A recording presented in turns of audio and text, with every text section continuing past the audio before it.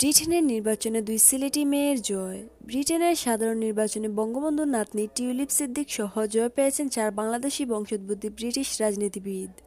বাকি 3 সংসদ সদস্য হলেন রুশনারা আলী, রূপা হক এবং আফসানা বেগম। এদের মধ্যে রুশনারা আলী এবং আফসানা বেগম সিলেটি। গতকাল বৃহস্পতিবার ব্রিটেনের সাধারণ নির্বাচনের ভোটগ্রহণ অনুষ্ঠিত হয়।